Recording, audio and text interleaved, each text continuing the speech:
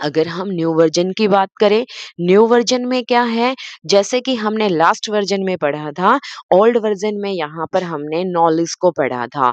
Knowledge knowledge वही चीज़ जो हमने अभी तक फैक्ट को सीखा है, उनको जाना है, उसका नाम चेंज करके नॉलेज को कर दिया यहाँ रिमेम्बरिंग। रिमेम्बरिंग क्या होती है?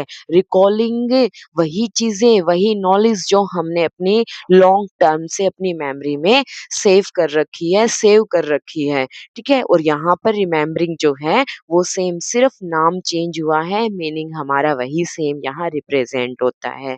सेकंड हमने यहाँ पर कॉम्प्रिहेंशन को पढ़ा था ओल्ड वर्जन में, और न्यू वर्जन में यहाँ पर अंडरस्टैंडिंग दिया है। कॉम्प्रिहेंशन का मीनिंग हमने सेम पढ़ा था, जितने भी कॉन्सेप्ट की हमने नॉलेज ली है, फर्स्ट लेवल में हमने नॉलेज ली थी, सेकंड में हमने कॉम्प्रिहेंशन में उन्हीं कॉन्सेप्ट की अंडरस्टैंडिंग की थी। यहाँ पर सेम नेम जो है यहाँ पर इंट्रोड्यूस किया गया। फर्स्ट लेवल में रिमेम्बरिंग, सेकंड में क्या कर दिया गया? अंडरस्टैंडिंग। थर्ड लेवल पर हमने एप्लीकेशन पढ़ा था कि जितनी भी नई चीज़ें हमने आज तक गेन की है, जो भी नॉलेज हमने ली है, उस नॉलेज को आप कैसे न्यू वे से प्रेजेंट करते हो, कैसे आप रियल लाइफ में किसी भी सिचुएशन के अकॉर्डिंग उसको अप्लाई करते हो। तो यहाँ पर हमने क्या है, अप्लाइंग एप्लीकेशन, अप्लाइंग, सेम ही फॉर्मेट ब्लूम जी ने यहाँ प्रेजेंट किया है।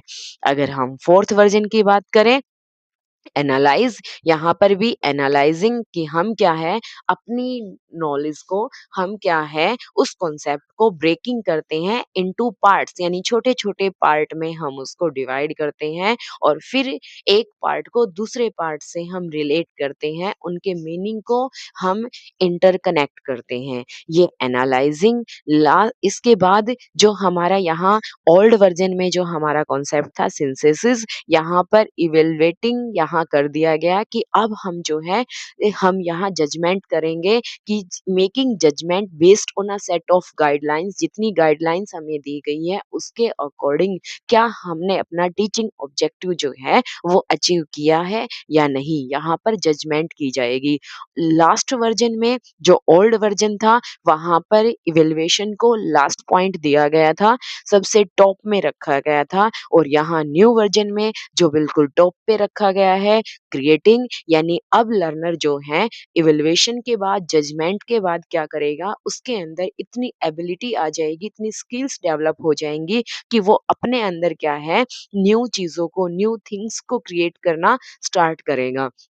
अब बच्चा क्या है, putting information together in a innovative वे। अब वो किसी नई डिस्कवरी, नया इन्वेंशन में क्या है, अपने आप को इन्वॉल्व करेगा। ये जो है ब्लूम जी ने प्रेजेंट किया 2001 में, ये न्यू वर्जन हमें देखने को मिला।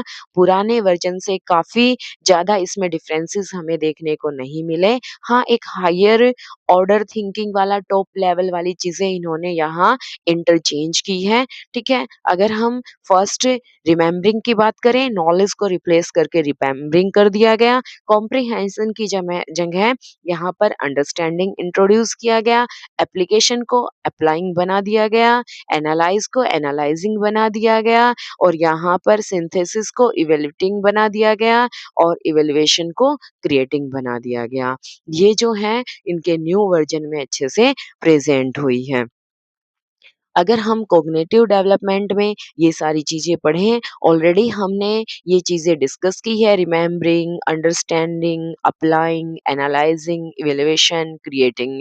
यहाँ पर क्या है, जैसे कि आपको मैंने अभी बताया है कि जो इनका ओल्ड वर्जन है वो नाउन फॉर्म में है, बट न्यू वर्जन जो है वो वर्ब फॉर्म में है। यहाँ पर इन्होंने हर पॉइंट्स के पीछे आईएनजी यूज़ किया है। ओके, अगर हम एग्जाम्पल की बात करें, जैसे इन्होंने बोला कि रिमेंबर में डिफाइन डेमोक्रेसी। अगर हम डेमोक्रेसी को समझाते हैं कि डेमोक्रेसी की डेफिनेशन क्या है, फिर हम उसको किसी भी केस स्टडी में उन्हीं चीज़ों को हम यूज़ करके देखते हैं। क्रिएट, यानी अब बच्चा जो है एक ऐसा डेमोक्रेटिक क्लासरूम मॉडल जो है वो डिज़ाइन कर सकता है। 3H फॉर्मूला, ब्लूम टेक्सोनोमी जो है वो एक्सप्लेन करती है 3H फ़ॉर्मूला। जैसे कि मैंने आपको पहले भी बताया है, ये ब्लूम ने जो टैक्सोनॉमी प्रेज़ेंट की, इस टैक्सोनॉमी को गांधी जी ने 3H में प्रेज़ेंट किया। 3H के बारे में अगर हम डिस्कस करें, हेड, हार्ट, हैंड। हेड जो है हमारा रिलेट करेगा कॉग्निटिव डेवलपमेंट से, हार्ट हमारा रिलेट करेगा अफेक्टिव डोमेन से, हैंड हमारा रिलेट करेगा साइको मोटर से। हेड के अंदर हमारी थिंकिंग, हमारी नॉलेज डेवलप होगी। हार्ट की अगर हम बात करें, हमारे एटीट्यूड्स, वैल्यूज़, हमारी फीलिंग्स, इमोशंस, ये सारी चीज़ें जो हैं यहाँ इन्वॉल्व होंगी। हैंड हमारी स्किल्स, एक्शन यानी हम कौन-सी फिज़िकल एक्टिविटीज़ जो हैं वो करते हैं। This formula shows holistic development of a learner. ये किसी भी लर्नर का जो है वो होलिस्टिक डेवलपमेंट के ऊपर फोकस करता है।